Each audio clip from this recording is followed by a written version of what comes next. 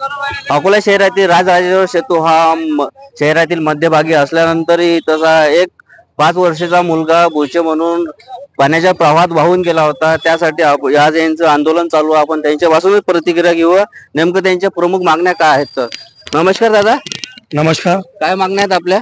आमची मागणी आहे की इथे बॅरिकेड लावा आणि त्या मुलाच्या आई वडिलांना न्याय मिळावा आणि दुसरा कोणी जय भोके दुसरा कोणी जय या पात्रात पडू नये हीच मागणी आहे आमची। त्यासाठी काय केलंय तुम्ही आज? आज नदीपात्रात आम्ही ठिय्या आंदोलन दिला आणि रास्ता रोको सुद्धा केला। याची कुठलीही प्रशासन इथं आलेले आहेत का? कोणी भेट दिली आहे? लोकप्रतिनिधी किंवा प्रशासनाने? प्रशासकीय अधिकारी किंवा लोकप्रतिनिधी कोणी झाला नाही आणि सर्व उदासीन आहे।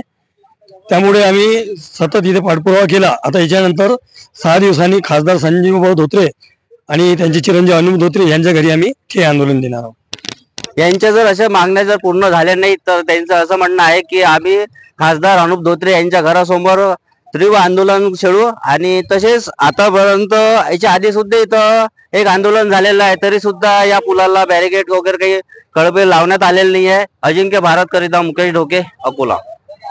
आज सकाळी बचपन बचाव संघटनेच्या वतीने मोरणा नदी पात्रात उतरून आंदोलन करण्यात आले। यावेळी काही दिवसांपूर्वी मोरणा नदी पात्रात वाहून गेलेल्या 4 वर्षाच्या जय सचिन बोचे या चिमुकल्याला श्रद्धांजली देखील अर्पित करण्यात आली। तसेच रास्ता रोको आंदोलन करीत या पुलाला कठडे बसवा, अन्यथा पूल बंद करून मोठा पूल बांधा अशी मागणी देखील करण्यात आली। या आंदोलनाची दखल न घेतल्यास खासदार अनुप धोत्रे यांच्या निवासस्थानी ठिय्या आंदोलन करणार असल्याचा इशाराही यावेळी देण्यात आला।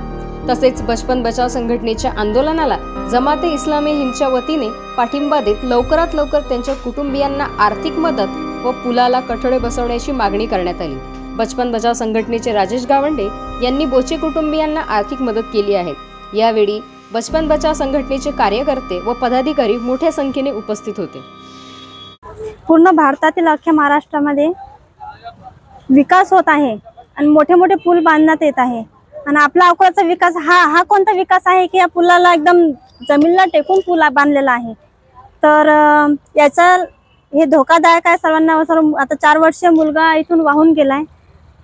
त्यांच्या आई वडिलांची काय अवस्था असेल ते आम्हाला माहिती आहे। आम्ही त्यांच्या घरी भेट देऊन आलेलो आहोत आणि अकोल्यामध्ये कोणी खासदार नाही, कोणीच नाही तिथे त्यांची भेट द्यायला कोणीच गेलेलं नाही आहे आतापर्यंत, नाही आर्थिक कोणती मदत केली त्यांना।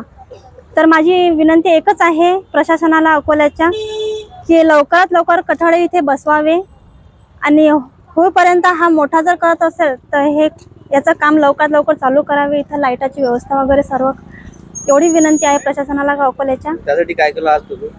त्याच्यासाठी आम्ही आज इथे धरणे आंदोलन सुद्धा केलं आणि त्या बाळाला श्रद्धांजलीचा एक छोटासा कार्यक्रम अरेंज केला होता आणि त्याचे आई वडील सुद्धा इथं आमच्या कार्यक्रमाला उपस्थित होते। मागणी पूर्ण झाल्यास काय करणार?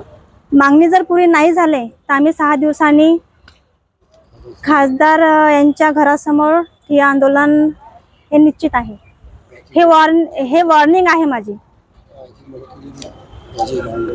हा, आणि आमचे बचपन बचाव संघटनेचे जे